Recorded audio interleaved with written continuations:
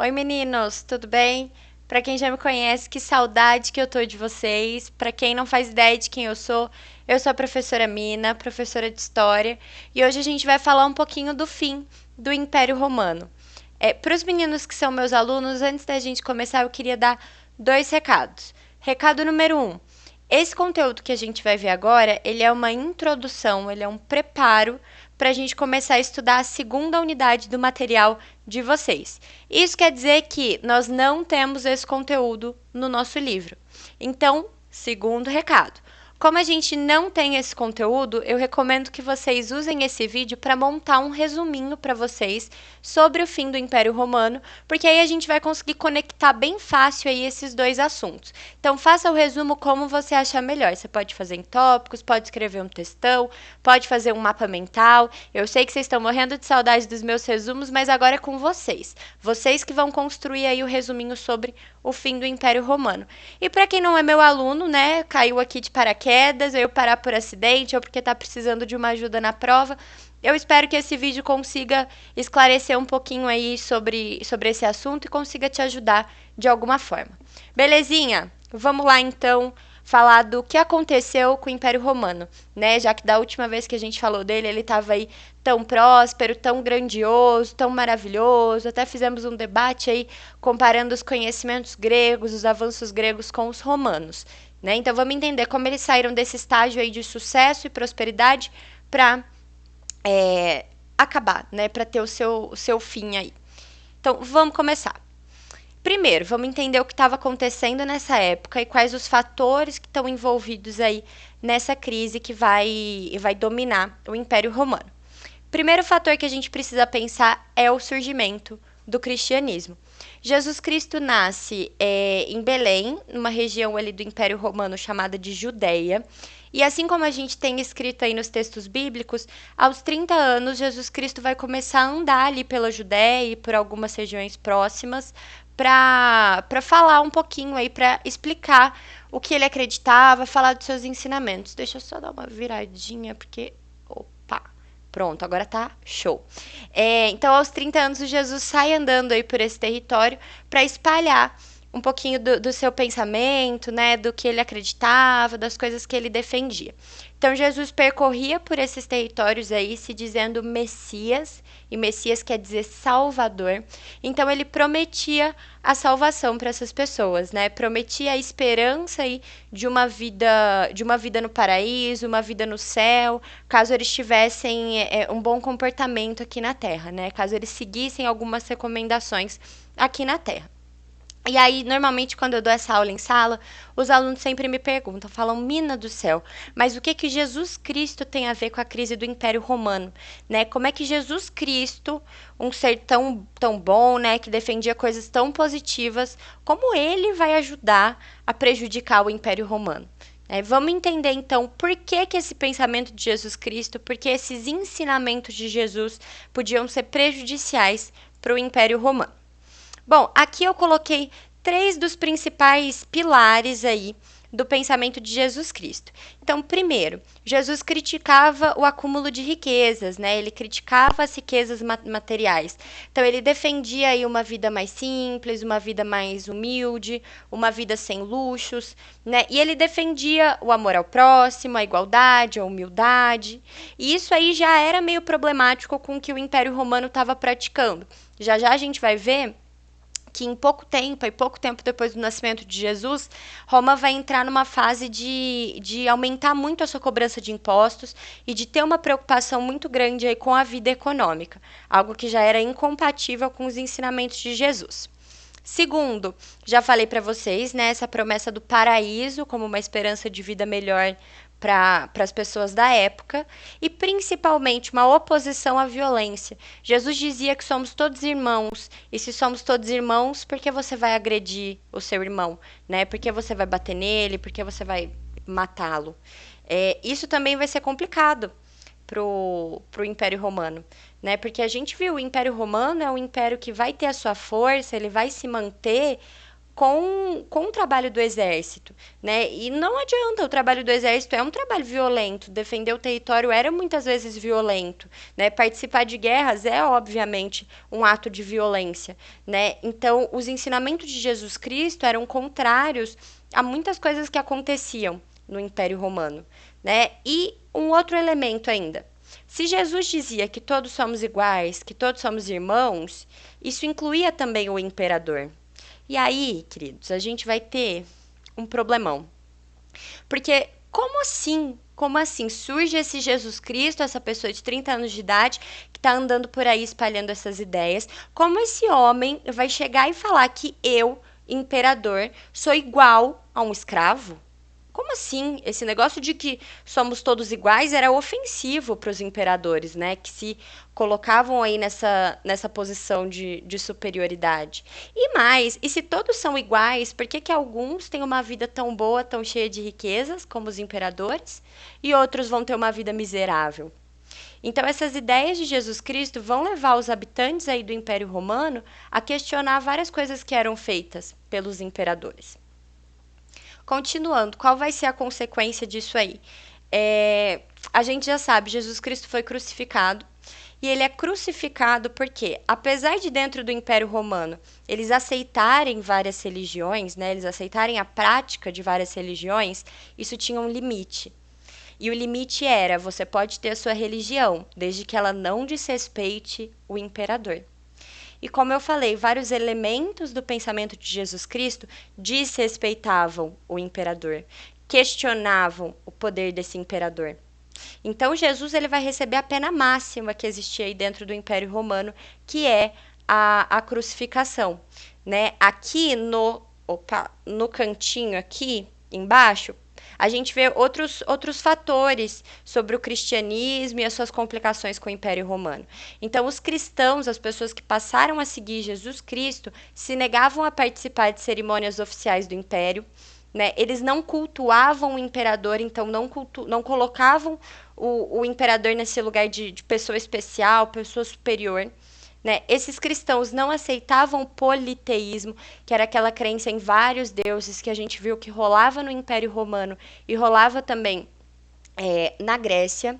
E por último, eles não serviam ao exército, já que são pessoas que são contra a violência, né, que estão contrárias à violência, elas não vão poder participar do exército, porque é impossível ser parte do exército e não sujar suas mãos de sangue.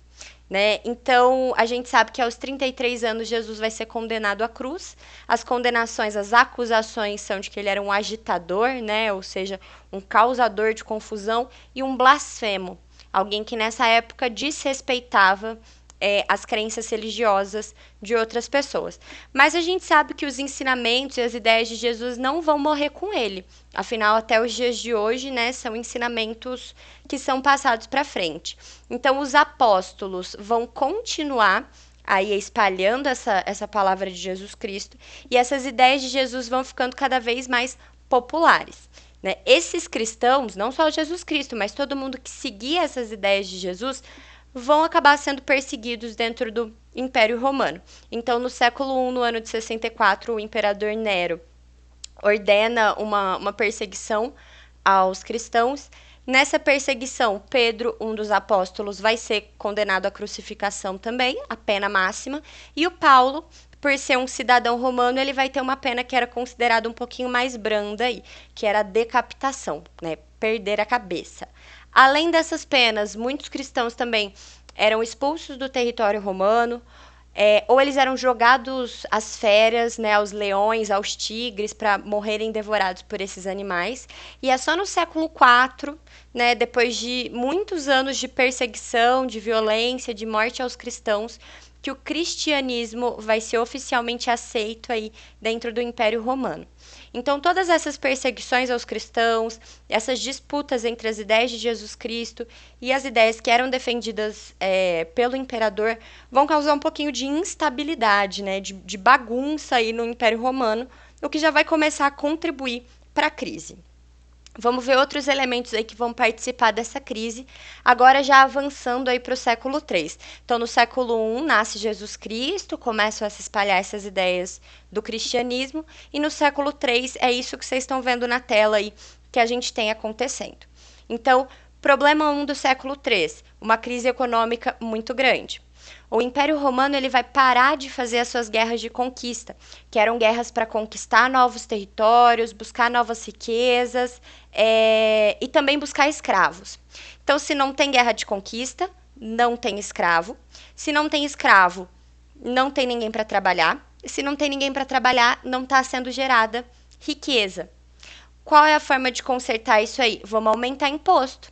Se a gente não tem dinheiro vindo agora do trabalho dos escravos, vamos conseguir dinheiro cobrando imposto da população.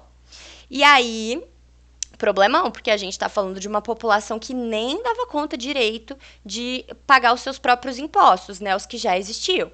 Imagina quando esses impostos aumentam. Situação 2 aí do século III, anarquia militar. Anarquia é uma palavra que tem a ver com desrespeito à autoridade, né? Não considerar os seus superiores como uma forma de autoridade. O que estava acontecendo dentro do exército? As tropas estavam extremamente desvalorizadas, salários atrasados, muitos não recebiam há meses e meses e meses. E o que os soldados fazem para consertar isso aí? Né? Pô, se a gente não está recebendo dinheiro do nosso salário, vamos saquear as cidades, vamos roubar das cidades. E além de fazer isso, né, de atacar as cidades e roubar para garantir a sua sobrevivência, esses soldados também, para demonstrar a sua revolta e demonstrar o seu poder, eles vão começar a assassinar imperadores. E aí, olha que loucura, de 39 imperadores romanos que a gente teve, 33 foram assassinados por militares, né? Então a gente consegue ver pela quantidade de imperador que morreu que o exército estava bem revoltado, né? As tropas militares estavam indignadíssimas aí com a situação de vida no Império Romano. Por último, invasões germânicas. Vários povos vindos de fora do Império Romano vão começar a chegar nesse território, buscando melhores condições de vida, buscando terra para plantio. E os persas também, né? Os romanos vão ter uma guerra aí com os persas que também vai enfraquecer esse território. Então, como é que está o cenário até agora? Crescimento das ideias do cristianismo, crise econômica no Império Romano, o exército revoltado e povos estrangeiros chegando nesse território aí para tentar conseguir um pedacinho aí para garantir sua sobrevivência. Esses estrangeiros, né, esses povos germânicos, que alguns professores ainda chamam de povos bárbaros, eles geravam uma preocupação muito grande na população romana. Porque, pô, se a vida já está difícil para mim, que sou romano, que nasci aqui, se eu já não estou dando conta de pagar meus impostos, se eu já quase não tenho comida, né, se meu marido soldado, por exemplo, não está recebendo o seu salário, do que esses germânicos, esses bárbaros vão viver? Né? Onde eles vão morar, que terra eles vão usar para plantar, eles vão roubar do meu, né? Como é que vai ficar organizada essa situação? Né? Isso vai gerar medo e desconfiança na população. Né? Então, como o governo romano ele resolve isso? Né? Ele faz um acordo aí, autoriza e transforma, na verdade, alguns povos germânicos em povos aliados. Né? Então, ele autoriza que esses germânicos trabalhem em pedaços de terra que vão ser cedidos por grandes proprietários de terra, né? E em troca desse pedacinho de terra, eles vão ter que oferecer para o dono dela uma parte da produção e ainda por cima vão ter que trabalhar na produção desse cara que deu a terra. E isso vai ser chamado de sistema de colonato. Para o governo romano foi muito bom, porque já que a gente não, já que os romanos não tinham mais aquela mão de obra escrava para trabalhar, pô, vamos usar esses estrangeiros, vamos usar esses germânicos que estão chegando agora para a gente tentar sair dessa crise econômica, né? E essa prática do colonato, esse empréstimo de terras aí em troca de uma parte de produção, em troca de trabalho, ele vai ser estendido também para os ex-escravos, né? E para os cidadãos romanos que eram livres. Então, começa como algo que era usado só pelos povos germanos, e isso vai se estender para o resto da população. E aí a gente vê o começo de um processo que vai ser muito forte aí no finzinho do Império Romano, que é o processo de ruralização. As pessoas estão saindo das regiões que tem uma área de comércio mais intensa, das aldeias, as pequenas cidades ali que tem muita gente, né, que são quase como centros urbanos, e elas estão cada vez mais indo para o campo, buscando uma chance aí de sobrevivência e de melhora de vida, trabalhando nessas terras. Bom, prosseguindo aí, estamos quase indo para o final. Então a gente viu, né, aqui no século III, já no finalzinho do século III, o colonato rolando com os germanos, e no finzinho do século IV, em 395, o imperador Teodósio, né, vai dividir o Império Romano entre dois filhos. Então, para um filho, ele atribui uma parte do império que fica conhecida como Império Romano do Ocidente, e para o outro, uma parte do império que fica conhecida como Império Romano do Oriente. Então, mais um fator aí de crise, né? Mais um fator traumático. Vão passar por uma mudança política e uma mudança territorial muito grande. Para piorar essa situação, né, no comecinho do século V, os hunos, que são umas tribos nômades que vêm principalmente da Ásia, né, eles atacam alguns povos germânicos, e esses povos germânicos, fugindo dos hunos, eles correm para dentro do Império Romano. E quem corre junto? Os hunos. Os hunos saem atrás deles, né? Até tem uma paródia de uma música que diz que fugindo dos hunos, os bárbaros vieram para o meu lado, né? Vieram para o lado dos romanos. Porque foi exatamente isso que aconteceu. Quando os hunos atacam os germânicos correm para dentro do Império Romano e os hunos vão atrás. E aí, no fim do século V, a gente tem um povo extremamente violento, um povo que está aí disputando territórios com os romanos, né, disputando os poucos benefícios aí que esse império já em crise podia oferecer, né, e esse período vai ser conhecido como o período das invasões bárbaras ou das grandes invasões germânicas, que é o período que o Império Romano vai receber inúmeras invasões de inúmeros povos. Eu sempre brinco que os hunos abriram a porteira para a galera passar, né? Porque depois dos hunos a gente vai ver visigodos, ostrogodos, vândalos, inúmeros povos germanos invadindo esse território aí. Para terminar de vez, né, em 476, um dos líderes germânicos afasta o imperador romano da época e se declara rei da Itália. Depois, um outro invasor, ele vai se declarar, né, vai se proclamar o rei dos ostrogodos. Ele transforma a Itália, na verdade, no reino ostrogodo, em um reino germânico, e assim acaba o Império Romano do Ocidente, como a gente conhece, né? Então, nesse finzinho aí do Império Romano, no finzinho do século V, a gente vai ter a população europeia, a população do Império Romano morando essencialmente no campo, né? Por outro lado, é importante a gente falar também, muita gente fala, acabou o Império Romano. Isso é errado. Acabou o Império Romano do Ocidente. O Oriente vai continuar firme e forte lá por mais 1000 anos. Mudou de nome, vai ser chamado de Império Bizantino, mas ele continua firme e forte. Belezinha? Então essa é a introdução aí, essa é a explicação de alguns fatores que levaram o Império Romano a acabar. Espero que você tenha gostado, espero que você tenha entendido tudo. Nas próximas aulas a gente vai falar, né, de como vai ficar a Europa, então como vai ficar a vida dessas pessoas que foram morar no campo, que mudanças vão acontecer, mas por hoje é isso. Fiquem bem aí, fiquem em casa e até a